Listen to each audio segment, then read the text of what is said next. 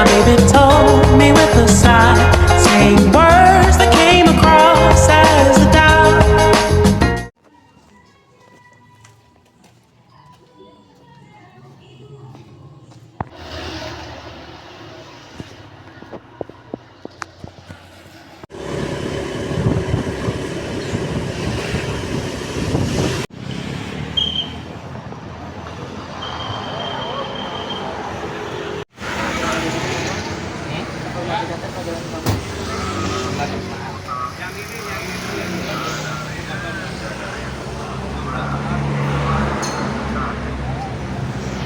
Foto-foto dulu. Ada gedung satenya, ini ada di sebelah kiri Bapak Ibu akan lihat. Jadi dia, ini yang disebut sebagai gedung sate. Ini merupakan ikonnya kota. Selamat datang di kota Bandung dan juga selamat datang di Bandros. Perkenalkan, nama saya adalah Lydia Nafisha Putri. Atau Bapak Ibu akan lihat di sini bisa manggil saya Teh Lydia. Nah, di sini saya nggak sendirian, saya ditemani sama bapak driver kita yang ganteng nih pada hari ini.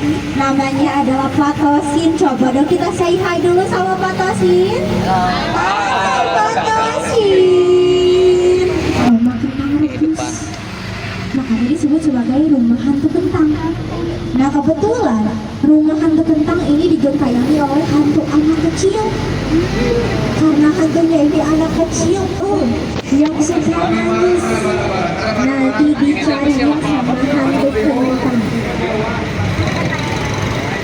Nah ini adik-adiknya yang mau lihat rumah hantu kentang boleh siap-siap. Dede-dedenya lihatnya ke sebelah kiri. Nanti ada rumah yang ada tulisannya Rumah Kentang 1908 di sebelah kiri. Nah ini dia rumahnya. Sebelah kiri ini. Ini ada bacaannya di atas sana, Rumah Kentang 1908. Ini dia rumah kentangnya.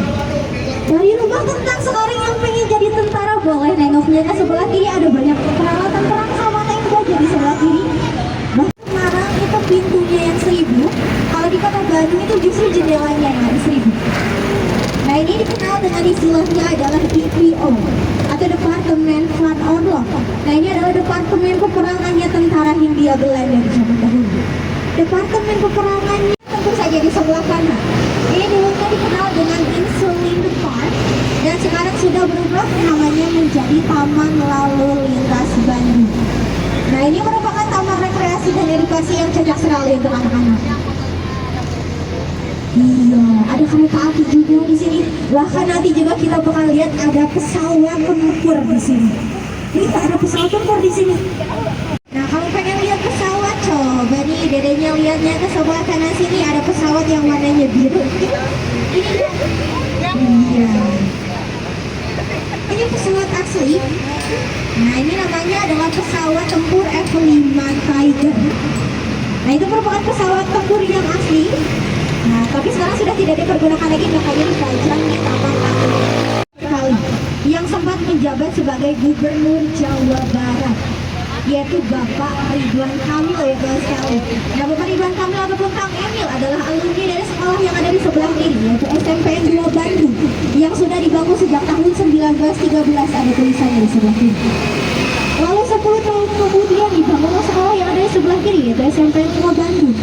Kalau untuk SMPN 5 Bandung ini alumninya ada yang jadi artis, ada Raffi Ahmad, ada Iwan Fals, bahkan DJ Habibie pun beliau adalah alumni dari SMPN 5. Orang-orang pribumi dan juga sebagai tempat dagang.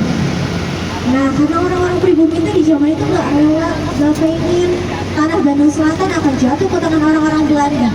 Makanya akhirnya mereka memutuskan untuk membakar dan membumi hanguskan rumah mereka masing-masing sampai akhirnya dikenal dengan peristiwa Bandung Lautan Api. Setelah mereka membakar habis rumah mereka masing-masing, mereka pun berjalan ke daerah kota tuanya Bandung atau yang dikenal dengan Dayeuhkolot. Nah, Dayeuh itu berarti kota dan kolot itu artinya adalah tua. Nah, jadi sambil mereka berjalan ke daerah Dayeuhkolot, mereka sambil menyanyikan lagu perjuangan yang berjudul Halo Halo Bandung. Nah, ini ada patung dari Ajat Sudrajat. Lalu di sebelah kanan ini ada masjid unik, warnanya merah dan juga kuning. Nah, ini namanya adalah Masjid Lautse II. Nah, untuk Lautse pertamanya itu adanya di Jakarta. Dan sekarang ini kita sedang berada di Jalan Tamblong.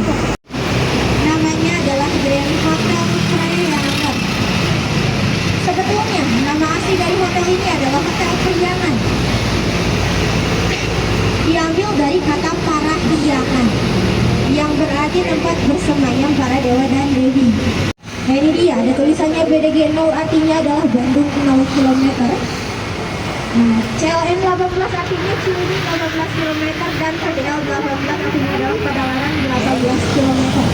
Dan ini merupakan tempat ditancapkannya tongkat milik yang rambutnya gondrong di sebelah kanan yang paling kanan. Banyak paling kanan sebelah kanan sini yang rambutnya gondrong namanya adalah Herman William Dendels, seorang gubernur jenderal Hindia Belanda yang memimpin pembangunan jalan Asia Afrika ini.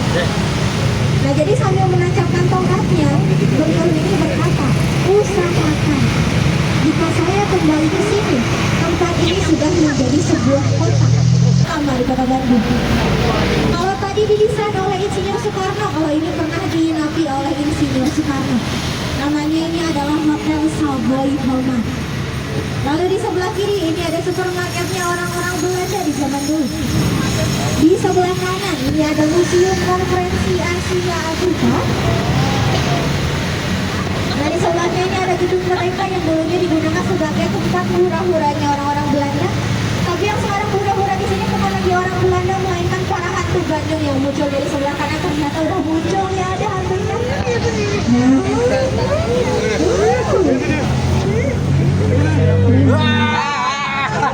Hantunya yang berbeda.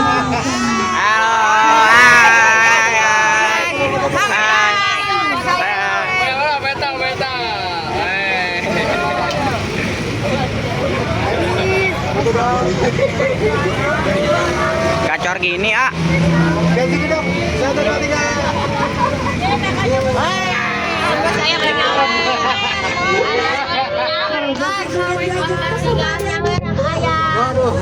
Alhamdulillah buat bertiga. Gocap ya, gocap.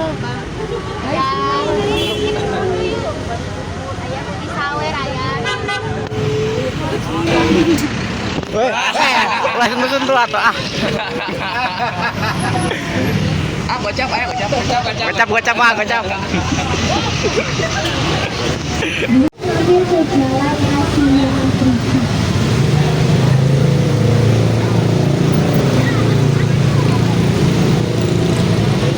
Nah hantu Bandung itu adalah hantu yang terkenal beraninya keluarnya siang-siang. Soalnya kalau malam-malam jam kerjanya gantian sama hantu yang asli. Hantu yang gak takut sama ayat kursi, apalagi sama ustadz. Takutnya sama satpol pp, takut ditangkap. Takutnya juga sama air hujan, takut nanti makeupnya luntur, hantunya nggak serem lagi. Nah di sebelah kiri ini kita sudah ada di alun-alun Bandung di sebelah kiri. Nah di alun-alun Bandung ini ada menara kembar Bukit Agung yang tingginya itu 99 meter sesuai dengan Asmaul Husna. Nah dari jalan Asia Afrika ini sekarang kita akan berjalan ke Jalan Bancun. Nah Bancun di dalam bahasa Sunda atau di dalam kamus bahasa Sunda itu berarti kalau berada di sebelah kanan Bapak Ibu Kapten. Nah ini dulu merupakan lokasi dari isal kuda ataupun kandang kuda. Makanya disebut sebagai Jalan Bancun. Selain adanya isal kuda di Jalan Bancun juga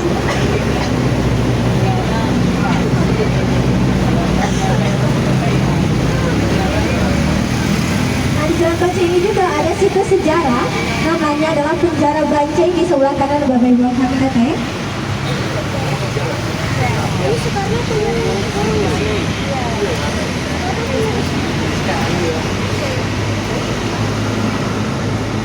Nah, tadi kalau misalnya Bapak Ibu Kapten perhatiin di belakang sana itu tadi ada patung yang sedang duduk sambil menulis.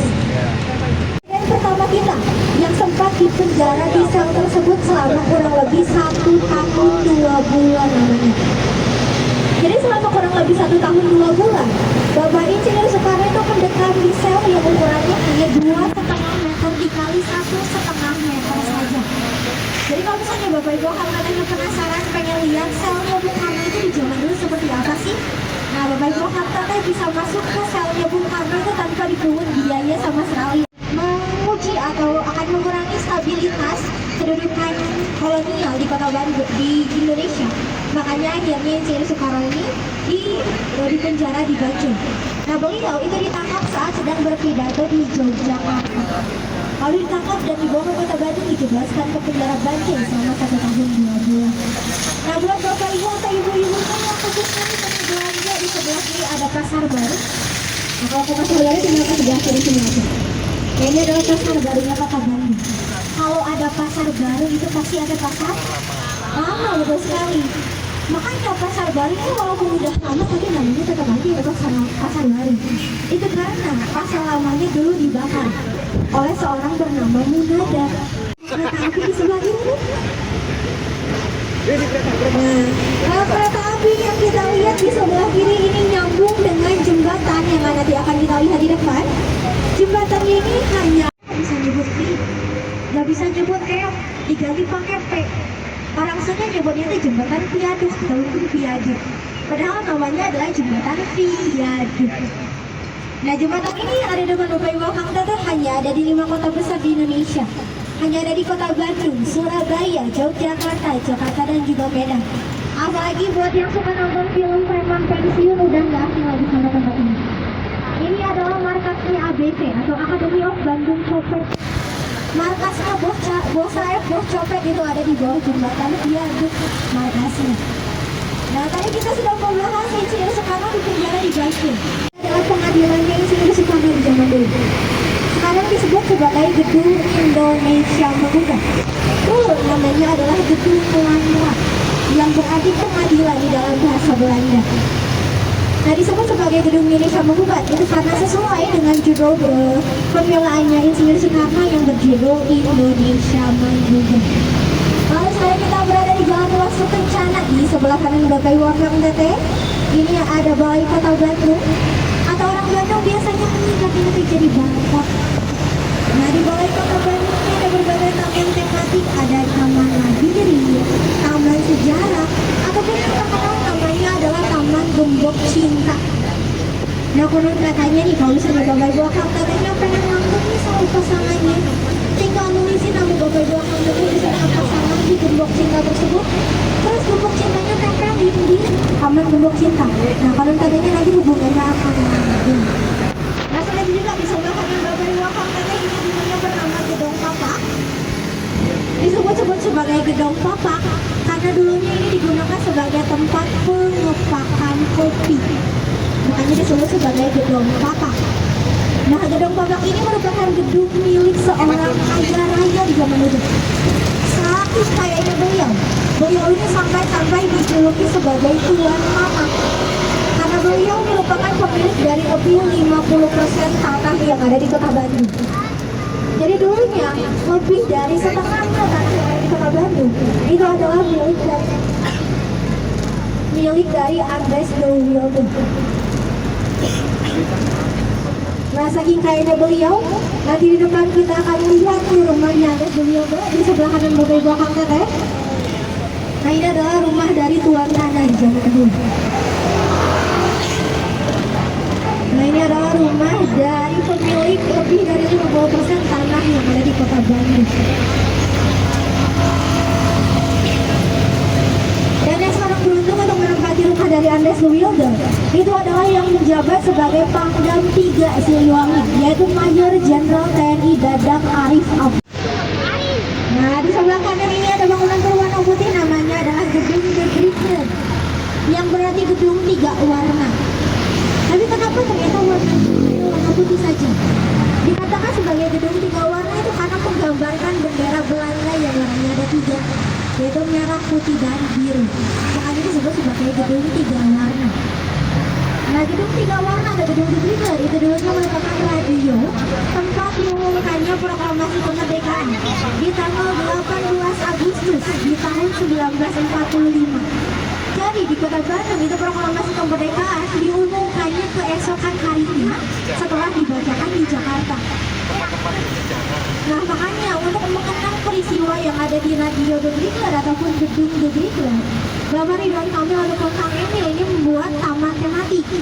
Nah, taman tematiknya ini diberi nama dengan nama Taman Radio. Nah, untuk taman radionya ini ada di sebelah kiri Bapak Ibu Kang Emil. Lalu jalan yang ada di kota Bandung ini tidak semata-mata tiba-tiba dinamain Jalan Banjir dan tiba-tiba dinamain Jalan Dago. Nah, kalau untuk Jalan Dago ini asal usulnya atau disebut dengan Kiratak, dikira-kira Pinyata, itu karena dulunya Bandung ini adalah hutan belantara miliar rupiah. Dan Bunga Latu sendiri ini merupakan simbol perdamaian antar umat beragama. Dan karena gedung sate ini dulunya akan dibangun sebagai gedung pemerintah